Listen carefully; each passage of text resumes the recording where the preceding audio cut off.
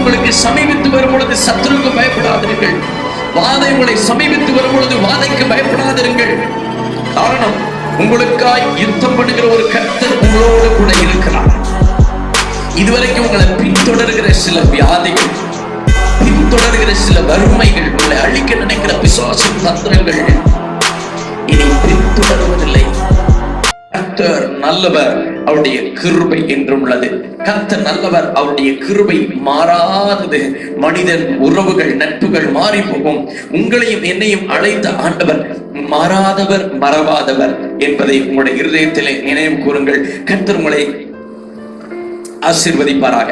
கர்த்தருடைய வார்த்தைக்கு நேராய் நாம் கடந்து செல்ல போகிறோம். இந்த நாளுடைய தலைப்பு, கர்த்தர் உங்களுக்காய் யுத்தம் பண்ணுவார் என்று சொல்லி. கர்த்தர் உங்களுக்காய் யுத்தம் பண்ணுவார். The Jehovah will fight for you. Jehovah will fight for you.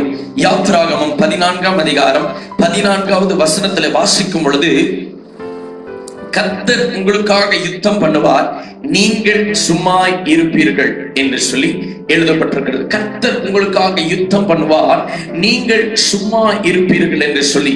இஸ்ரவேல் ஜனங்கள் பல ஆண்டுகள் எகிப்தில இருந்துட்டு எகிப்தை விட்டு வெளியே வருவதற்காக பிரயாசப்பட்டு போராடி அழுது புலம்பி எல்லா வாதைகள் எல்லாம் முடிஞ்சதுக்கு அப்புறம் பார்வோன் இஸ்ரவேல் ஜனங்களை வெளியில அனுப்புறாரு.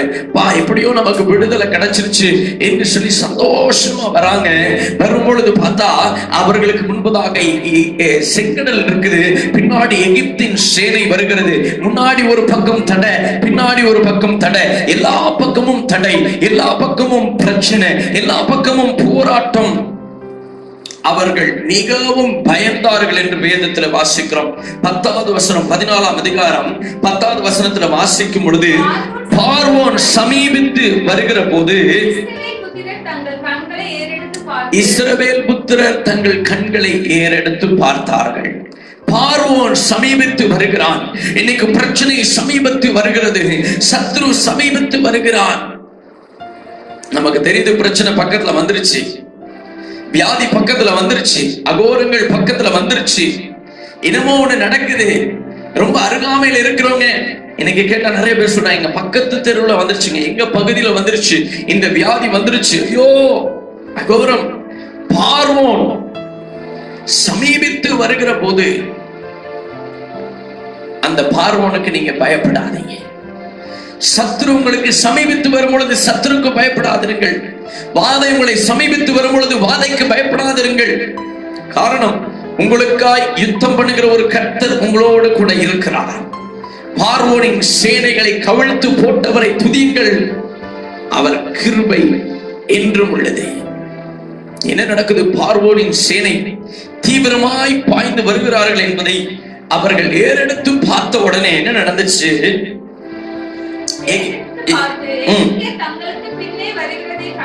எகிப்தியர் தங்களுக்கு பின்னே வருகிறதை கண்டு மிகவும் பயந்தார்கள். They had fear, they trembled because the Pharaoh is coming. பார்வோனும் அவருடைய சேனையும் அவர்கள் பின்பாக வருகிறார்கள். முன்னேறி செல்வதற்கு வழி இல்லை. இன்னைக்கு நிறைய பேருக்கு முன்னேறி செல்றதுக்கு வழியே இல்லைங்க. இந்த நாட்கள்ல, இந்த மாதங்கள்ல எங்களுக்கு முன்னேறவே வாய்ப்பு இல்லைங்க. ஒரு சிறு தொழிலோ, ஒரு வியாபாரமோ, ஒரு வேலைக்கு போகவோ ஒன்னுத்துக்குமே வழி இல்லாம இருக்கிறோங்க. முன்னேறி செல்வதற்கு அவங்களுக்கு அந்த பிரச்சனை தாங்க. முன்னேறி செல்ல முடியல. பின்னாடி பாக்குறாங்க, பார்வோன் சமீபித்து வருகிறான். இன்னைக்கு நம்ம வாழ்க்கையில முன்னேற முடியல, பினான்சியலா அடுத்த லெவலுக்கு போக முடியல. ஆனால் செலவுகள், பிரச்சனைகள், சத்ரு, வியாதி, வறுமை, கொடுமை, கோரங்கள் சமீபித்து வருகிறது பார்க்கிறோம். அந்த மாதிரி சூழ்நிலை வந்துச்சுன்னா நீங்க என்ன பண்ணுவீங்க? பயந்து போவோம். அதான் வசனம் சொல்லுது, மிகவும் பயந்து போனார்கள். கொஞ்ச நெஞ்சம் பயம்லாம் இல்லைங்க. எப்படி பயந்தாங்கன்னு வசனம் சொல்லுது, மிகவும் பயந்தார்கள். ஆமென் சொல்லுங்க பார்க்கலாம். 8வது வசனம்,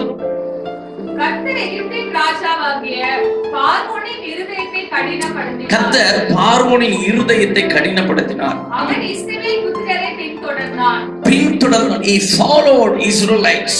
பின்தொடர்ந்தான். இன்னைக்கு நம்மளை பின்தொடர்ற சில கிரியைகள் இருக்குது. எங்க போனாலும் பின்தொடருதுங்க. எங்கேயுமே போக முடியல. ஃபாலோ பண்ணிக்கிட்டே வர சில பிரச்சனைகள் உண்டு. பாரம்பரியமாய் வருகிற சில சாபங்கள் உண்டு.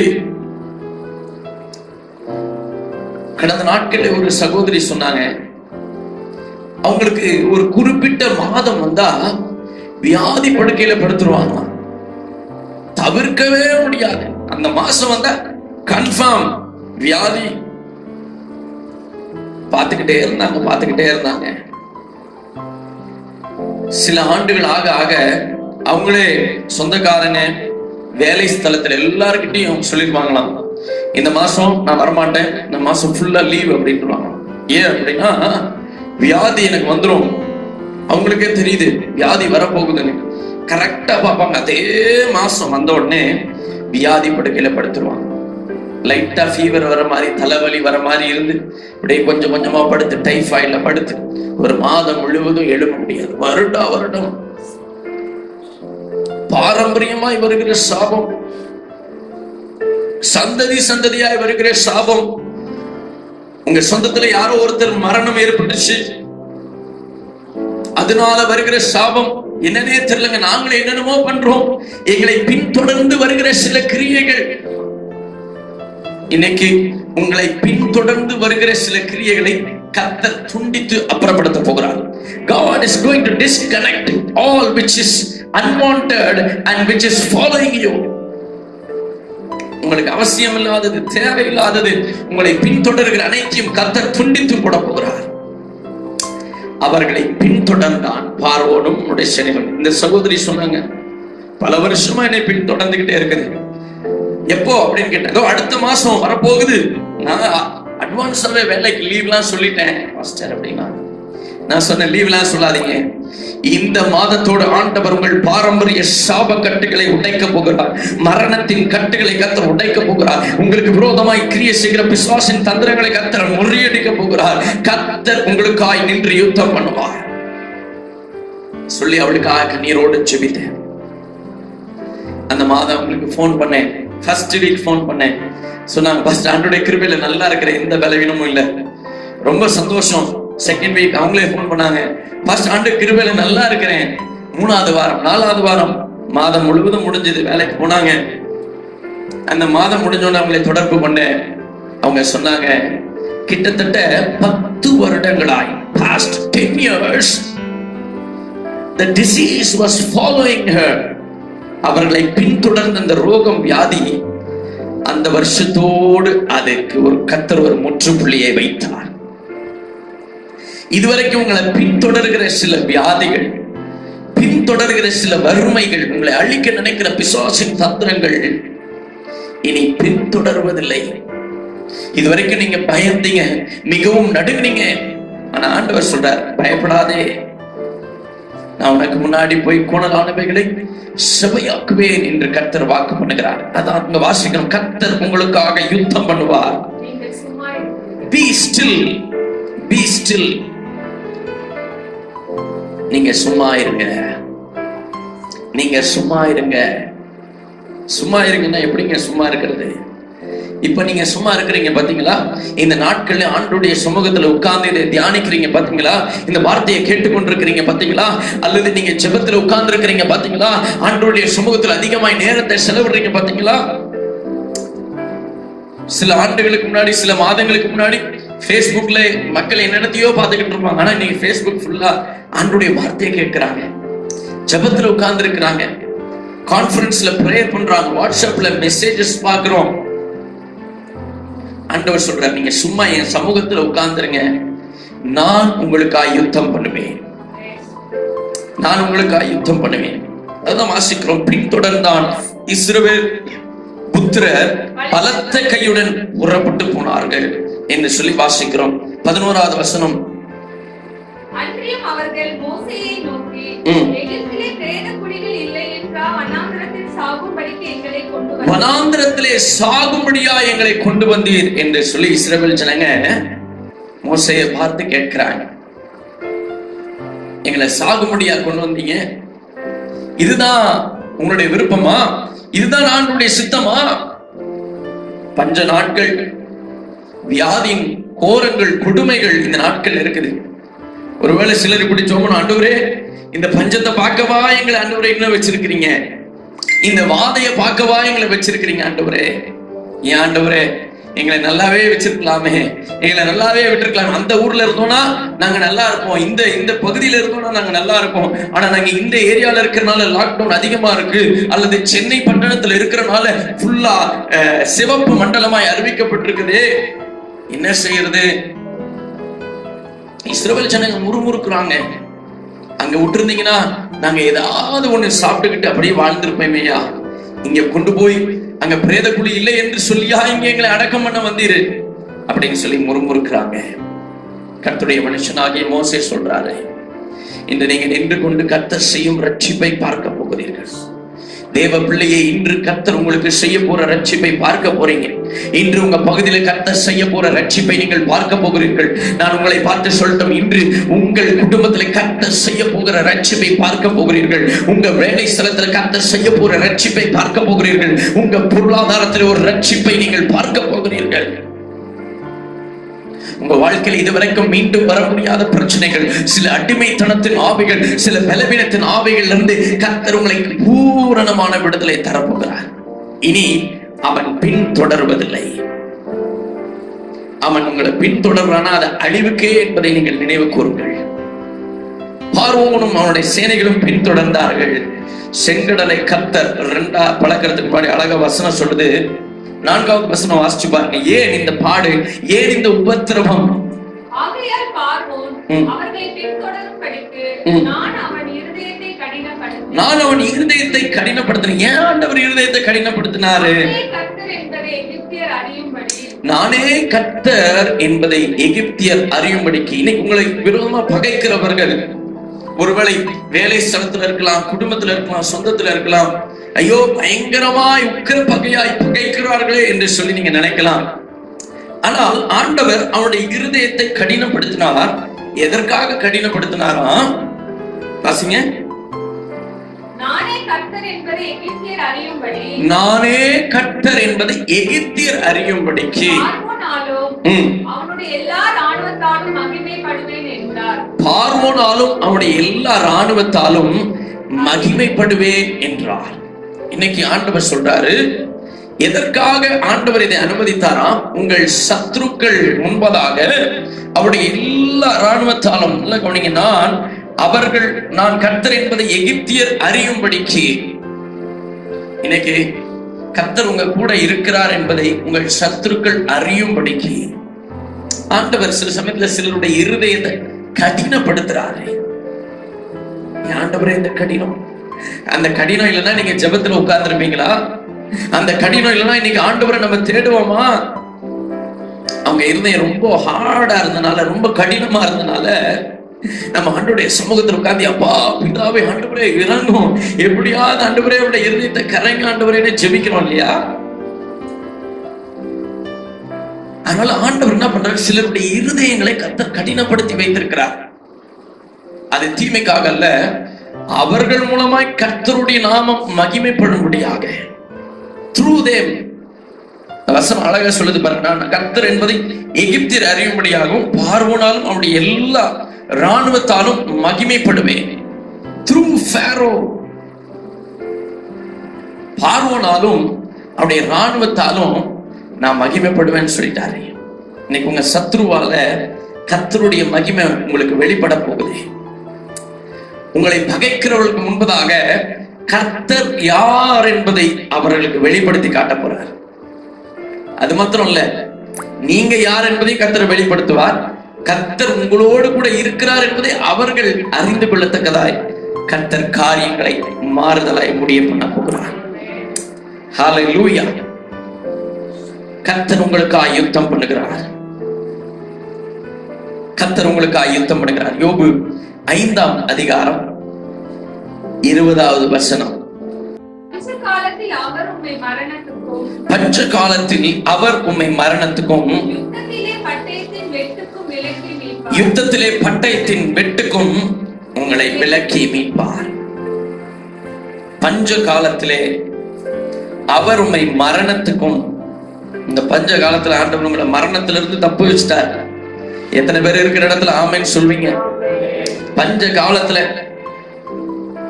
பெரிய மரணங்கள்லாம் ஏற்படுத்தி பாருங்க, கொத்து குத்தா ஜனங்க சாகுறாங்க. ஆனா அதுல இருந்து ஆண்டவர் உங்களை தப்பு வச்சுட்டாரு. அடுத்தது என்ன சொல்றாரு? யுத்தத்திலே பட்டயத்தின் வெட்டுக்கு விலக்கி மீட்டார். என்ன அருமையான வார்த்தை பாருங்க. யுத்த காலத்துல இருக்கிறோம், ஆனா பட்டயத்துடைய வெட்டு.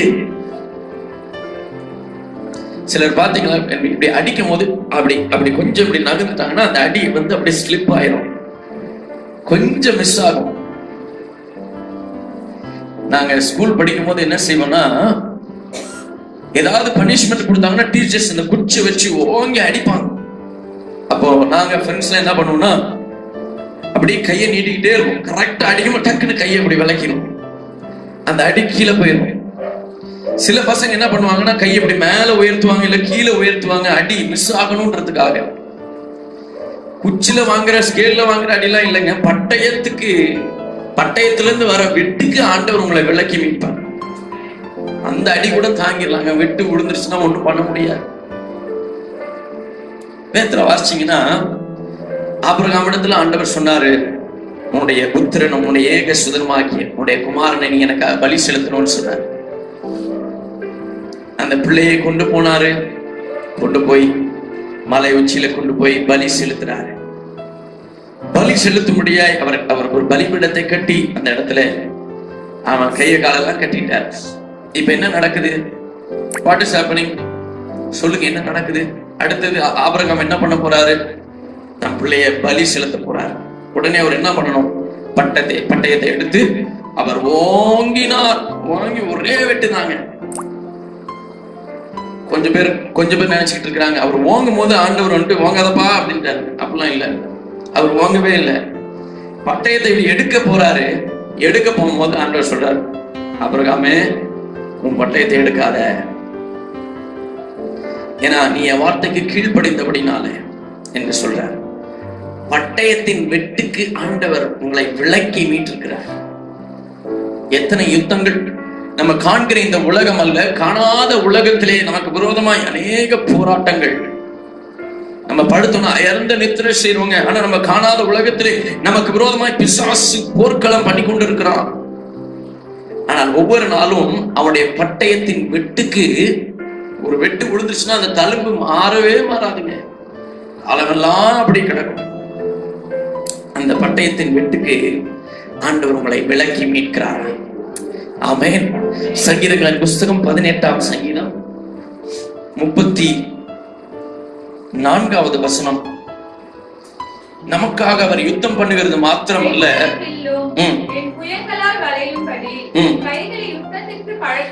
இப்ப நல்ல கவனிங்க, அவர் யுத்தம் பண்றது மாத்திரமல்ல, என் கைகளை யுத்தத்துக்கு பழக்க வைக்கிறார்.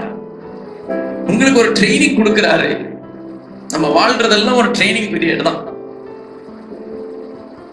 நம்ம இஸ்ரவேல் ஜனங்களுடைய பிரயாணம் எல்லாம் ஒரு ட்ரைனிங் பீரியட் தான் அவங்களுக்கு. எது? 40 வருஷம், 40 years God trained them to live in the city of Canaan. அந்த ப்ராஸ்பரிட்டிக்குள்ள போகணும்னா சில காரியங்களை நீங்க கற்றுக்கொள்ளணும். ஒரு பொருளை வாங்குறீங்க, நல்ல காஸ்ட்லியான பொருள் வாங்கும் போது அதுக்குள்ள பாத்தீங்கன்னா ஒரு ஒரு ஒரு ஷீட் வச்சிருப்பாங்க, ஒரு பேப்பர் வச்சிருப்பாங்க, ஒரு ப்ரௌச்சர் வச்சிருப்பாங்க, அல்லது ஒரு புக் வச்சிருப்பாங்க, ஒரு பேம்ப்ளெட் மாதிரி வச்சிருப்பாங்க. எதற்காக அப்படின்னா, இதை எப்படி பயன்படுத்த வேண்டும் என்பதை கற்றுக் கொடுக்கும்படியாக. அதை படிக்கணுங்க, ஃபுல்லா உட்காந்து படிக்கணும், டைம் ஸ்பெண்ட் பண்ணி படிக்கணும். நிறைய பேர் அதை படிக்காம எதை ஒண்ணு எடுத்து பயன்படுத்தி அது டேமேஜ் ஆயிடும். இல்ல, அதை உட்கார்ந்து முதல் படிக்கணும், எப்படி பயன்படுத்த வேண்டும் என்பதை நாம் கற்றுக்கொள்ளணும். சில பொருட்களுக்கு அந்த ஷோரூம்ல இருந்தே வந்துருவாங்க, நாங்க உங்களுக்கு கற்றுக் கொடுக்கிறோம் என்று சொல்லி. இப்ப ஆண்டவர் அதுதான் பண்றார். கூடிய ஒரு ப்ரௌச்சர் அனுப்புறார், கூடிய ஒரு நபர் அனுப்புறார், நமக்கு கற்றுக் கொடுக்க முடியாது. இஸ்ரவேல் ஜனங்களுக்கு 40 வருடம் ஒரு ட்ரைனிங் ஆண்டவர் கற்றுக் கொடுக்கிறார். இப்ப ஆண்டவர் அவர் நமக்காக யுத்தம் பண்றது மாத்திரமல்ல, நமக்கும் கற்றுக் கொடுக்கிறார். நீ கத்துக்கோ. பிரச்சனை வரும்போது ஆண்டவரே ஒண்ணும் தெரியலன்னு சொல்லிடக்கூடாது இல்லையா? இப்ப ஆண்டவருடைய சமூகத்துல உட்கார்ந்து நம்ம கற்றுக்கொள்றோம். ஆண்டவரே இந்த சூழ்நிலைக்கு நம்ம சொல்லு, என் வார்த்தையை சொல்லு, பேசு. நம்ம பேசுறோம், வியாதி சுகமாகுது. நம்ம ஜெபிக்கிறோம், பிசாசின் கட்டுகள் மறைந்து போகுது. ஆண்டவர் கற்றுக் கொடுக்கிறார். சரி, 39வது வசனம், 39th verse. யுத்தத்திற்கு நீர் என்னை பலத்தால் இடைக்கட்டி, யுத்தத்திற்கு நீர் என்னை பலத்தால் இடைக்கட்டி, என் மேல் எழுப்பினவர்களை என் கீழ் மடங்க பண்ணினீர். இப்ப பாருங்க, யுத்தத்திலே நீர் என்னை பலத்தால் இடைக்கட்டி என் மேல் எழுப்பினவர்களை என் கீழ் மடங்க பண்ணினீர். எவ்வளவு அழகா சொல்லுது பாத்தீங்களா வசனம். எனக்கு மேல எழுப்பினாங்களாம், ஆனா அவர்கள் என்ன பண்ணாராம்? எனக்கு கீழாக மடங்க பண்ணினார். சொல்லுங்களேன், எனக்கு கீழாக மடங்க பண்ணினார். சில சமயத்துல சில பேர் அப்படியே மேல வரும்போது அப்படியே அப்படியே எழுப்பி அப்படி ஒரு அமுக்குவோம் பாருங்க. அத போல ஒரு பெரிய அலை வந்து அதுக்கப்புறம் அப்படியே அடங்கி நமக்கு மேல வர மாதிரி வந்து அப்படியே கீழே காலு கீழே போறது போல என் மேல் வந்தாங்களாம், ஆனா அவர்களை என் கீழாக மடங்க பண்ணினீர். ஆமென். இன்னைக்கு உங்க சத்துருக்களை உங்களுக்கு கீழாக ஆண்டவர் மடங்க பண்ண போகிறார். கர்த்தர் உங்கள் சத்துருக்களை உங்கள் பாதப்படியாக்கி போட போகிறார். 29 சொல்லுகிறது, உம்மாலே நான் ஒரு சேனைக்குள் பாயவும், உம்மாலே நான் ஒரு சேனைக்குள் பாய்ந்து போவேன். என் தேவனாலே ஒரு மதிலை தாண்டுவேன். என் தேவனாலே ஒரு மதிலையும் தாண்டுவேன். 1 சாமுவேல் 32ஆம் அதிகாரத்தில் நாம் வாசிக்கிறோம். 1 சாமுவேல் 32ஆம் அதிகாரத்தில் தாவீதை குறித்து வாசிக்கும் பொழுது, யுத்த சேனை பள்ளத்தாக்குல நின்று இருக்காங்க, பயங்கரமா நிக்குது. என்ன நடக்குதுன்னு கேட்கிறாரு. கோலியாத் நிக்கிறான், ராட்சதன். இஸ்ரவேல் ஜனத்தை நிந்தித்துக் கொண்டிருக்கிறான் என்று சொல்றாங்க. உடனே தாவீது பயப்படல, நான் போய் அவனோட யுத்தம் பண்ணட்டும் அப்படின்றான். நீ சின்ன பையன்பா, நீ எப்படி போய் யுத்தம் பண்ணுவ? இப்ப ஆண்டவர் இதுக்காக ஏற்கனவே தாவீதுக்கு ஒரு ட்ரைனிங் கொடுத்திருக்கிறார். தாவீதை பழக்க வச்சிருக்கிறார். என்ன பழக்க வச்சிருக்கிறார்? 1 சாமுவேல் 17ஆம் அதிகாரம் 37வது வசனம். 1 சாமுவேல் chapter 17 verse 37. பின்னும் தாவீது என்னை சிங்கத்தின் கைக்கும் கரடியின் கைக்கும் என்னை தப்புவித்த ஆண்டவர் என்று சொல்றார். இப்ப நல்லா கவனிங்க, நீங்க அது 32ல இருந்து 37 வரைக்கும் வாசிச்சு பாத்தீங்கன்னா தெரியும். அவர் சொல்றாரு, ஒரு விசை சிங்கம் வந்துச்சு, ஒரு விசை கரடி வந்துச்சு, என் ஆட்டை அப்படியே தூக்கிட்டு போறதுக்கு ட்ரை பண்ணுச்சு, அப்படியே தூக்கிட்டு போச்சு. நான் அதோடு போராடி யுத்தம் பண்ணி அதோடைய வாயை கிழிச்சு அதற்கு அந்த ஆட்டுக்குட்டியை நான் தப்புவித்து வந்தேன். அத போல இவனை ஒரு சிங்கத்தை போல நினைச்சுக்கிறேங்க, இவனை ஒரு கரடிய போல நினைச்சுக்கிறேன். பாருங்க, தாவீதை நேரா கொண்டு போய் நேரா கோலியாத் நிக்க வச்சிருந்தாங்கப்பா. இவ்வளோ பெரிய கோலியாத், என்னால முடியாதுங்க அப்படின்னு வந்திருப்பான், பயந்து போயிருப்பான். சேனை என்னோட போய் ஒளிஞ்சிருப்பான். வேற யாருக்கும் ட்ரெயினிங்கே இல்லை. பாருங்க, நான் சொல்றது உங்களுக்கு புரியும் நினைக்கிறேன். அங்க இருக்கிற மொத்த சேனைக்குமே ட்ரைனிங் இல்லை. ராட்சின ஒத்தாலாம் எவனுமே வந்து வீழ்த்தினது இல்லை. It's amazing. அது ஒரு பெரிய விஷயம். நம்மளால நினைச்சு கூட பார்க்க முடியல. யுத்தம் பண்றாங்க, பயங்கர எல்லாரும் போய் கும்பலோட யுத்தம் பண்ண, ஆனா தனியா எவனுமே நின்று மேற்கொள்ளல. தாவீதுக்கு என்ன தைரியம்? சின்ன பையன் எப்படி போய் கோலியாத் தைரியமா போய் மேற்கொண்டான்? The reason is God already trained him. ஆண்டவர் ஏற்கனவே அவனை பயிற்சி கொடுத்து அவனை பழக்க வச்சிருந்தாரு. இப்ப அவனுக்குள்ள ஒரு நம்பிக்கை வருது. டேய், உன்னை நான் ஒரு சிங்கத்தை போல நினைச்சுக்கிறேன்டா, உன்னை நான் கரடியை போல நினைச்சுக்கிறேன். அவ்வளவு பெரிய கரடிய, அவ்வளவு பெரிய சிங்கத்தை நான் முறியடிக்க முடியும் என்று சொன்னால், நீ ஆண்டவருடைய பார்வையில ஏமாத்திரம். கர்த்தர் யுத்தம் பண்றாரு, உங்களையும் பழக்க வைக்கிறார். நீங்க யுத்தம் பண்ண ஆரம்பிச்சிட்டீங்க, உங்க கூட சேர்ந்து அவரும் யுத்தம் பண்ணி சத்துருவை முறியடிப்பார். What happen? என்ன நடந்துச்சு? சிம்பிளா போறாரு, கூழாங்கல் எடுக்கிறாரு, எல்லாருக்கும் தெரிஞ்ச விஷயம். கவன் எடுக்கிறாரு, சுத்துறாரு, போய் அடிக்கிறாரு. நேரா அவனுடைய நெத்தி போட்டுல போய் அடிச்சு அவன் அப்படியே பின்னாடி விழுந்துட்டான். எப்படி விழுந்துட்டான்? பின்னாடி விழுந்துட்டான். அப்படியா போட்டிருக்கு வேதம்? என்ன போட்டிருக்குது? முகம் குப்புற விழுந்தான். Now it's my question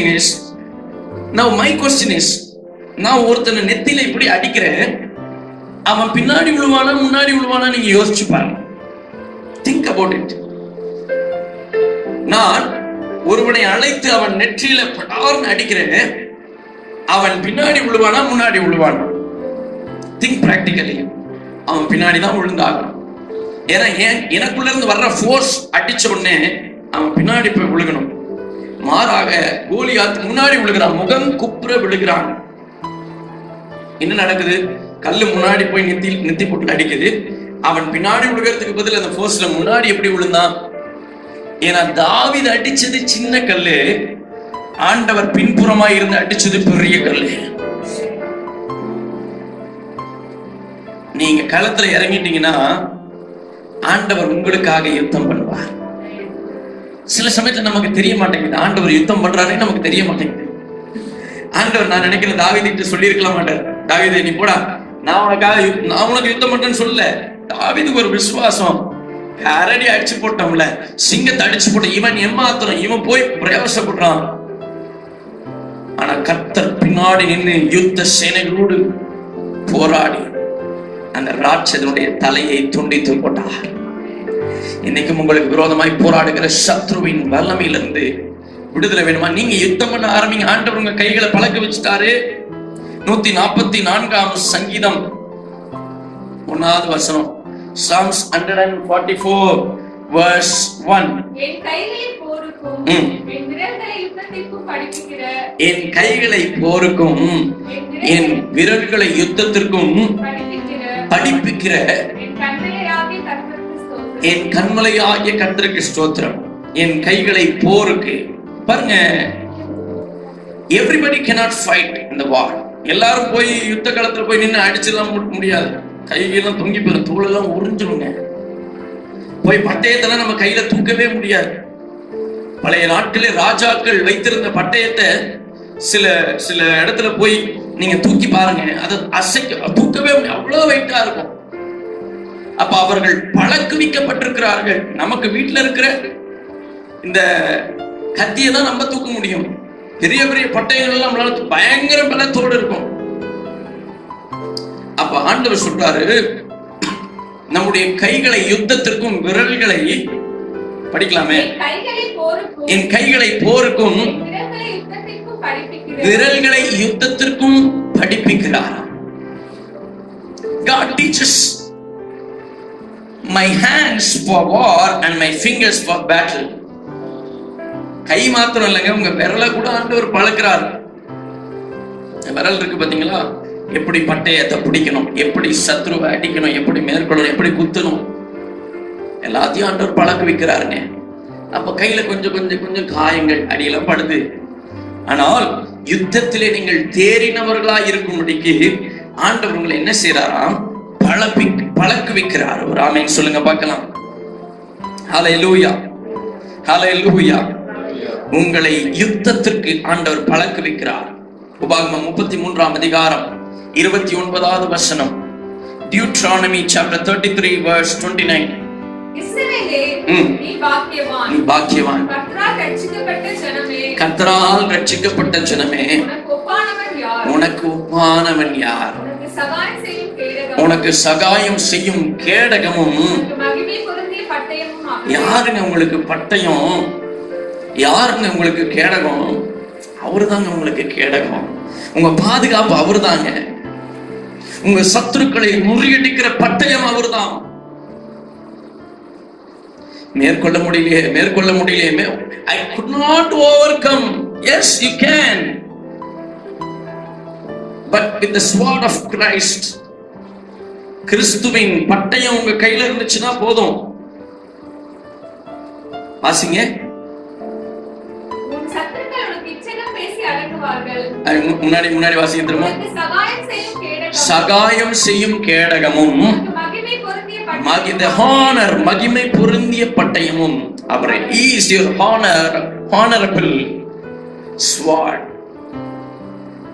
கனமுள்ள, மகிமை பொருந்திய, மேன்மையுள்ள, உயர்வான பட்டயம் அவர் தாங்க. நிறைய பேர் குர்காவை பார்த்து பயப்படுவாங்க. ஏன் தெரியுமா? உள்ள கத்தி வச்சிருக்கிறான், எடுத்துட்டானா விடாம விடமாட்டான், ரத்தம் பார்க்காம விடமாட்டான். இந்த கத்தி பார்த்துருக்கீங்களா? ஒரு மாதிரி ஷேப்பா இருக்கும், அப்படியே வளைஞ்சு நெளிஞ்சிருக்கும். ஏர்போர்ட்ல போனீங்கன்னா நிறைய பேர் துப்பாக்கி வச்சு நிற்பாங்க, பக்கத்துல போறதுக்கு பயமா இருக்கும். எதுக்கு? அவங்கள பார்த்துல அந்த துப்பாக்கியை பார்த்து நமக்கு ஒரு நடுக்கம். நம்ம தப்பு பண்ணல, நம்மளே அவங்க சுட மாட்டாங்க கண்டிப்பா, ஆனாலும் அந்த துப்பாக்கியை பார்த்தா ஒரு லைட்டா அப்படி கொஞ்சம் நடுக்கம் இருக்குது, கிடுக்கிடுன்னு முதல்து. உங்களுக்கு பட்டயம் அவர்தாங்க. அந்த பட்டயத்தை பார்த்து அநேகர் நடுங்க போறாங்க, அநேகர் பயப்பட போறாங்க. வாசிங்க, உன் சத்துருக்கள் உனக்கு இச்சகம் பேசி அடங்குவார்கள்.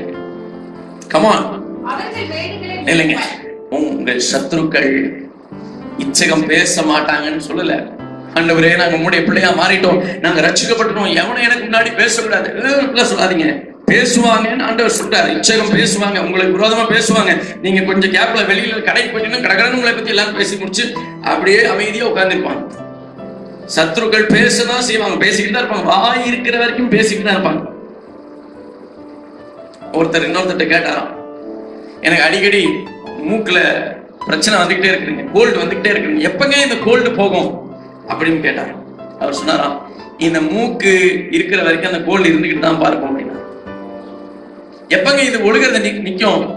என்னைக்கு இந்த மூச்சு போகுதோ அன்னைக்குதான் நிக்கும். சில பிரச்சனைகள் தொடர்ந்து இருந்துகிட்டு தான் இருக்கும், ஆனா இச்சகம் பேசதான் செய்வாங்க, ஆனால் அவர்கள் அடங்குவார்கள். அவங்க அடங்குறதுக்கு ஒரு நேரத்தை ஆண்டு வச்சிருக்க. பேசுறாங்கல்ல, பேசணும், பேசக்கூடாதுன்னு சொல்லவே முடியாது, சொல்லவும் முடியாது. பேசாத சொல்ல முடியாது. ஒருவன் உங்க முன்னாடி பேசாம இருந்த பிறகு பேசுவாங்க. பேசட்டும், let them speak. அவங்க அடங்குற ஒரு காலம் வரப்போகுது. ஆண்டவர் அடக்குவாருங்க. அப்படிப்பட்ட சூழ்நிலைகளை கர்த்தர் ஏற்படுத்துவார். அடங்குவார்கள். அவர்கள் மேடுகளை மிதிப்பாய். What an excellent promise. என்ன அருமையான வாக்குத்தத்தம். அவங்க மேடுகளை நீங்க மிதிப்பீங்க. நான் ஒருத்தர் என்னை பகைக்கிறாருங்க. நான் சொல்றேன், நல்ல கவனமா கேளுங்க, நான் முடிக்க போறேன். ஒருத்தர் என்னை பயங்கரமா பகைக்கிறார். அவர் நினைக்கிறாரு, ஒரு பெரிய நிலத்தை வாங்கணும், அல்லது ஒரு வீடு கட்டணும், அல்லது ஒரு நல்ல ஒரு இடத்துல உட்காரணும், ஏதோ ஒரு நினைக்கிறாருன்னு வச்சுக்கோங்களேன். அவருக்கு நடக்கவே மாட்டேங்குது. ஆனா நான் ஒரு பெரிய நிலத்தை வாங்கி, நான் ஒரு பெரிய பங்களா கட்டி, எனக்கு அதெல்லாம் நடக்குது. அவர் பார்த்து வைராரு, என்னடா நம்ம நினைச்சதெல்லாம் இவனுக்கு நடக்குதே. நீங்க கர்த்தருடைய பிள்ளையா இருக்கிறபடினாலே ஆண்டவர் சொல்றாரு, அவன் என்னென்ன மேட்டில, என்னென்ன உயர்வுல, என்னென்ன ஸ்தானத்துல இருக்கணும், அமரணும், அனுபவிக்கணும்னு நினைக்கிறானோ, உன்னை பகைக்கிறபடினாலே அவனுடைய நினைவின் ஆசீர்வாதங்கள் எல்லாம், அவன் எதிர்பார்த்த விரும்பின வேண்டிக் கொண்ட ஆசீர்வாதங்கள் எல்லாம் உனக்கு கட்டளையிடுவேன் என்று கர்த்தர் சொல்லுகிறார். அதுதான் கர்த்தர் உங்க கூட இருக்கிறார்ன்றதுக்கு அடையாளம். சில சத்துருக்கள் என்ன நினைக்கிறாங்கன்னு உங்களுக்கு தெரியாது. நீங்க சில காரியங்களை வேண்டிக் கொண்டு இருக்க மாட்டீங்க, சில காரியத்துக்காக நீங்க புலம்ப மாட்டீங்க, அழுக மாட்டீங்க, ஜெபிக்க மாட்டீங்க, ஆனா கையில வந்துடும். ஏன் வந்துச்சு, எதுக்கு வந்துச்சு, ஏதோ கர்த்தர் கொடுத்தார், கர்த்தருக்கே ஸ்தோத்திரம் நீங்க நினைப்பீங்க. இல்ல, உங்க சத்துருக்கள் உங்களை பகைத்த சிலர் அதை வாஞ்சிக்கிறார்கள், அவர்கள் அதை சுதந்திரிக்க முடியவில்லை. Instead, God gives back to you. அதை ஆண்டவர் உங்க கையில கொடுத்து உங்களை கர்த்தர் ஹானர் பண்றாரு. உன் சத்துருக்களுடைய மேடுகளை நீ மிதிக்க போற. எனக்கு அன்பான தேவ ஜனமே, இதை பார்த்து கொண்டிருக்கிற தேவ பிள்ளையே, கர்த்தர் உங்களுக்காக யுத்தம் பண்ணுவார். நீங்க சும்மா இருக்க வேண்டிய காலங்கள் சிலது இருக்குது. அடுத்தது, ஆண்டவர் உங்களை பழக்க வைப்பார். God will train you. சிறு பிள்ளைகள் சில காரியங்களை எடுத்து செய்யும் பொழுது அந்த பிள்ளைகளுக்கு நம்ம பழக்க வைக்கிறோம் இல்லையா? இப்படி செய்யக்கூடாது, come on, let me teach you. நான் உனக்கு கற்றுக் கொடுக்கட்டும் எப்படி என்று சொல்லி அப்படின்னு சொல்லி அழகா அவங்களுக்கு கற்றுக் கொடுத்து, இப்படிதான் செய்யணும், இப்படிதான் காரியங்களை நடப்பிக்க வேண்டும் என்று சொல்லி நம்ம சொல்லி கொடுக்கறது இல்லையா? அதை போல நாட்கள் வரும், ஆண்டவர் நமக்கு நிறைய காரியங்களை கற்றுக் கொடுக்கிற, நம்ம வாழ்க்கையில சந்திக்கிறதெல்லாம் ஆண்டவர் ஏதோ ஒன்று நமக்கு கற்றுக் கொடுத்துக்கிட்டே இருக்கிறார். Ask God, ஆண்டவரே, what are you trying to teach me? ஆண்டவரே, எனக்கு என்ன கற்றுக் கொடுக்க நீங்க ஆண்டவரே விரும்புறீங்க? கண்களை மூடி என்னோடு சேர்ந்து ஜெபிங்க. ஒருவரும் சேரக்கூடாத வழியில் வாசம் பண்ணுகிற எங்கள் நல்ல தகப்பனே, இந்த ஆசீர்வதிக்கப்பட்டதான நல்ல காலை பொழுதுக்காக நாங்கள் நன்றி செலுத்துகிறோம். பரவி வருகிற பட்டணத்திலே, பரவி வருகிற பட்டணங்களிலே, கிராமங்களிலே பரவி வருகிற இந்த கொரோனாவின் கொடிய ஆண்டவரே, இந்த கிருமிகள் வேறு பிடுங்கப்படுவதாக என நான் சொல்கிறேன். உங்களுடைய பிள்ளைகளை விடுதலையாக்கி கனப்படுத்தும் இயேசு கிறிஸ்துவின் சர்வ வல்லமுள்ள நாமத்தில் ஜெபிக்கிறோம் எங்கள் நல்ல தகப்பனே.